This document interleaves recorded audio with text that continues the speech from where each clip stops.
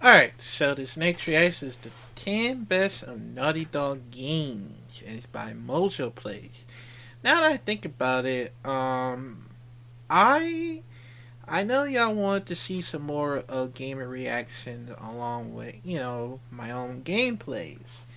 Cause now that I'm thinking about it, I'll see what I can do. That I can do some more of the gamer reaction as well. Cause I know it's gonna be a lot of, for me to react to any game video moments along with the others. Cause along with the, for me reacting to the game main trailers, it does gonna help me a lot of things to learn, more of games. And I'm probably not gonna be able to react to one of the long plays, because it's a lot of reasons to it, but it's I don't think that I will be able to do that unless I get my own game. So yeah, I'll just do it very regularly. So yeah, but comment down below, man. What is your favorite of Naughty Dog's games? Let me know, man. But and no, not The Last of Us Part Two, cause that shit was fucking terrible, man. But yeah. So let's check it out in 5, 4, 3, 2. Sic Parvis Magna. Sic Parvis Magna. Yeah. Oh, Welcome yeah, to I forgot Mojo about Plays, that. and today we're looking at the best games to come from one of Sony's most respected first-party studios, Naughty Dog. So the end is in sight. Gather another Ah, 5 yeah. crystals, and again you will have foiled my plan. Or will you? But before we get into it, we publish new forgot content about, all week long. Crash So Bandicoot. be sure to subscribe and ring the bell to get notified about our I'm gonna latest get back to it, videos. hopefully. Crash Team Racing. Ah! Worse.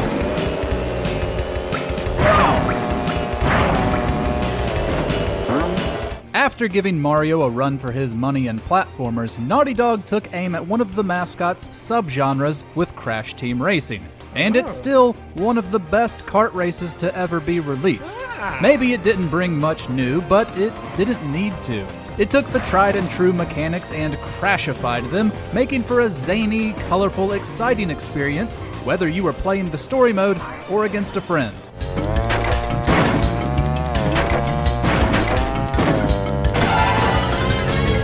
Strong visuals made each of its wonderful tracks come to life, and great controls made racing through them a joy. It was a strong final outing for Naughty Dog with the franchise before moving towards the future.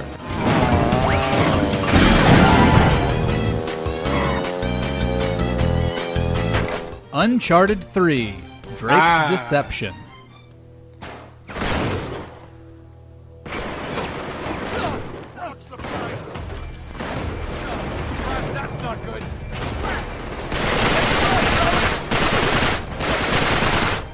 While most agree it didn't quite reach the heights of Uncharted 2, there is still quite a lot to love about Drake's Deception. This time around, it followed Nate in search of a famed lost city, Iram of the Pillars. It explored more of his past, primarily his relationship with Sully, in interesting ways, adding a new layer to the lovable hero.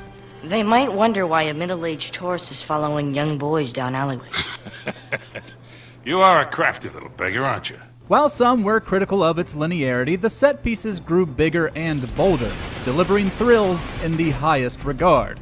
Sequences where Nate was tossed out the back of a cargo plane or had to navigate a sinking ship are still highlights of the PS3.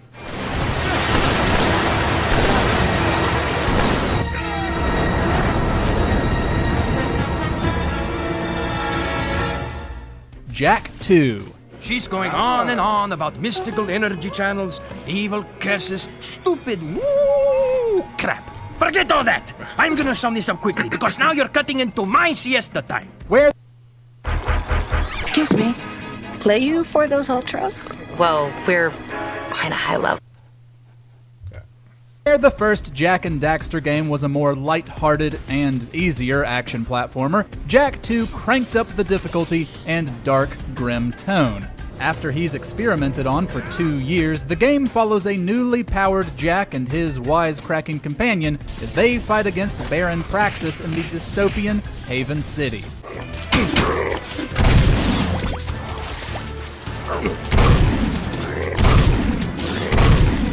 The gunplay caused the platforming to take a back seat and made for a terrific action game. Plus, the third-person shooter mechanics paired well with the darker plotline and characters. The difficulty was a bit imbalanced, making certain sections feel unfair, but it still controlled remarkably well and was a visual treat on the PS2. As you wish. With enough persuasion, I'm sure our spy... What was that? Crash Bandicoot 2, Cortex Strikes Back. I did play it.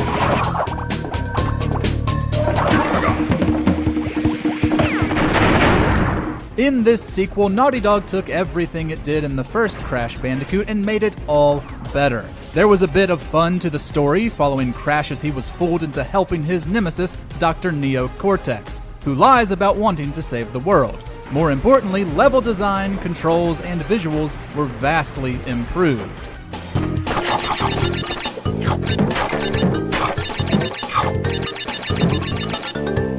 It was impossible to pop this into your PlayStation and not just want to play for hours. And you could, not only because it was fun, but because it was just tough enough to frustrate while being really rewarding. Cortex Strikes Back solidified Crash as a platforming star and, along with its sequel, makes up the peak of his games. Yes, we're back now. Pardon the, interruption. Crash, bring me Crystal!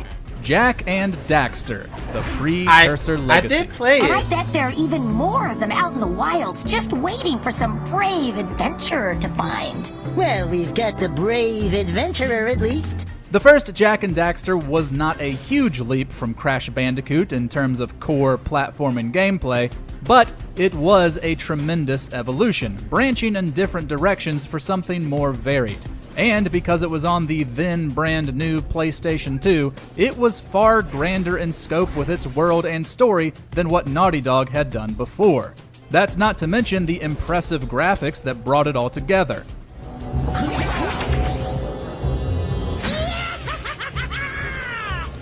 That's cool, man. While Jak 2 could grow tiresome at points with its difficulty, everything in the original moved at a delightful pace. With the Precursor Legacy, Naughty Dog created an excellent foundation for a series that fans still crave to see return.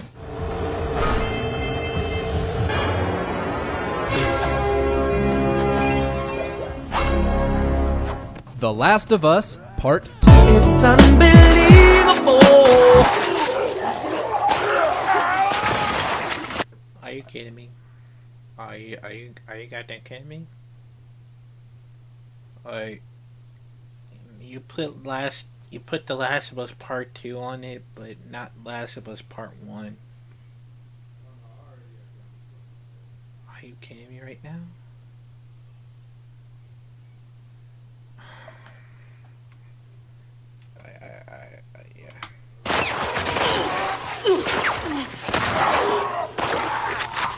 While Part 2 certainly has its detractors, there are many others who were stunned by what Naughty Dog was able to achieve. From a technical standpoint, there is visual splendor in every corner. From the most minor NPCs to the remarkably dense world design to the game's horrific infected, which are a lot more cunning and terrifying this time around.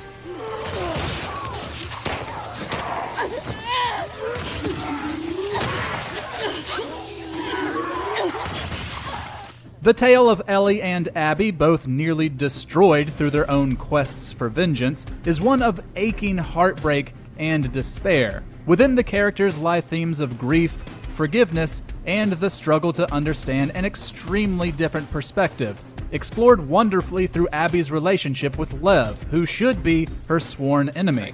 It may be a bit bloated, but it's still a strong follow-up.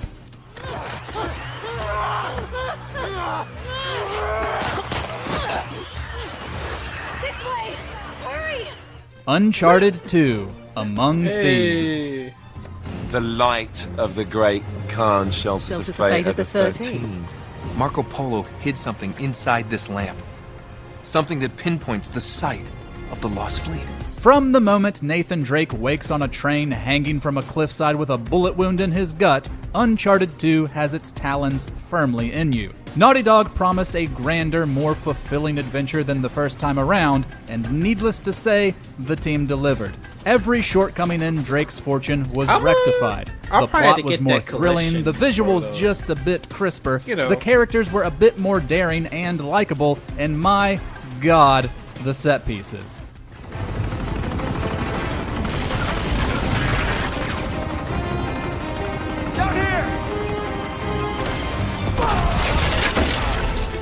Among Thieves teased with a tantalizing plot about Marco Polo's travels, but kept us all engaged with fantastic firefights, awesome chase sequences, and a feeling of adventure that has kept it a fan favorite of Naughty Dog for years. Come on, stay with us. You're gonna be okay, all right? You're gonna be fine. You're gonna be just fine.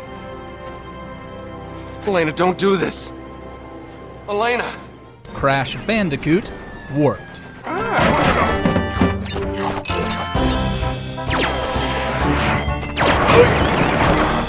Warped just might be the very best Crash Bandicoot has to offer, and we don't say that lightly. The plot follows a band of villains teaming up and attacking different points in time in order to gain mystical crystals that allow them to take over the Earth.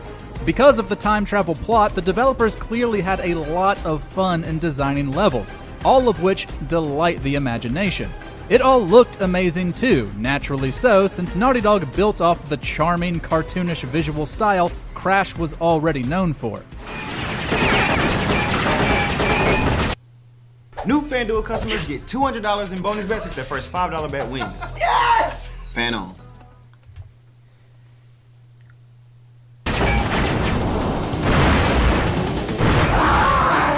In a similar vein, controls and mechanics were also perfected to pure bliss. It really is one of the best 3D platformers of all time.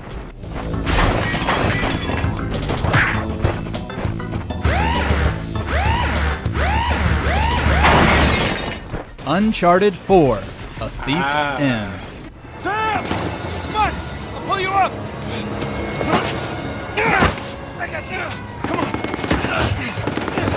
Taking a step in a more serious direction, Uncharted 4 explored Nate's obsession for hunting fortune and glory. Because of this, we'd argue it has the strongest plot and characterization of the entire series. A Thief's End explores greed within the pirates whose footsteps our heroes follow in, as well as within themselves, and what depths they're willing to stoop to in order to satiate it.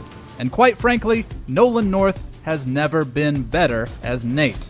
Of course, then you have everything that makes the game a blast, including some of the best puzzles and set pieces the action-adventure genre has ever seen. Some feel it's a bit long in the tooth, but Uncharted 4 is undeniably a treasure worth seeking.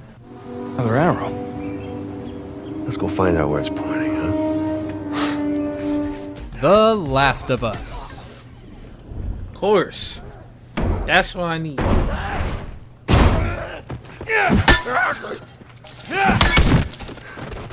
Naughty Dog has many games deemed some of the best of all time, and among them, there are many who consider The Last of Us the cream of the crop. It's easy to see why. The game was tense as hell, featuring compelling survival mechanics and clickers who wormed their way into our nightmares.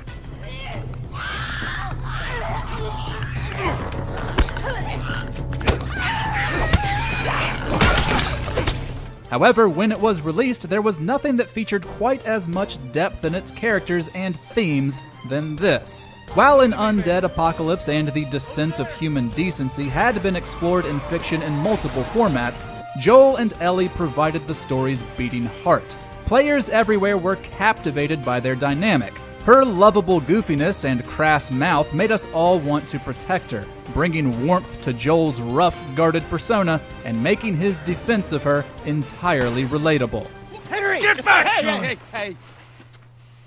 He's pissed, but he's not gonna do anything. You sure about that? Stop! Joel? He left us to die out there. What do you think is the crowning achievement of Naughty Dog? Share your thoughts in the comments. What the hell? I mean, what could possibly go wrong? Thanks for watching. If you enjoyed the video, there's more where that came from. And you know, like I said, I'm probably gonna do some more gaming. I'm probably gonna do, you know, reacting to more gaming videos because that might help me, you know, probably be some more cozy and all that. But yeah, and even though everything almost true because I totally forgot about Crash Bandicoot. I haven't played it's on my Xbox. I totally forgot about The Last of Us, the first one, of course, not the second one. I don't know why they actually put it on here, of course, because you know, a lot of people are still pissed about what happened to, you know, spoilers and and I would, you know, I would love to get, yeah, you know, I would love to get, you know, collection of Uncharted because even though I'm gonna be having some amazing experience of it, I'll probably do my own gameplay later on if I get it, cause I'm gonna try to collect a lot of, you know, for the PlayStation. And even though the whole thing was over because you know, for the PlayStation 30 anniversary, of course, and I'm really sad that they took it. I'm really sad they took it because I don't know how, but I just wish they would have keep it. Yeah, I wish they would have keep it forever because it's been like that since I had my experience of, you know, playing on PlayStation throughout over years, and I'm glad I was following along with it just in case. So yeah, I just really wish they would bring it back because it's so much important thing. So yeah, but we'll do some more of this whole gaming reaction next time because there's a lot of things to it. So yeah, let me know, comment down below. What is your favorite Naughty Dog games? Cause I have I don't know what mine is, but I'll tell y'all next time. But yeah, so comment down below, think about it, man, and I'll see you in the next video.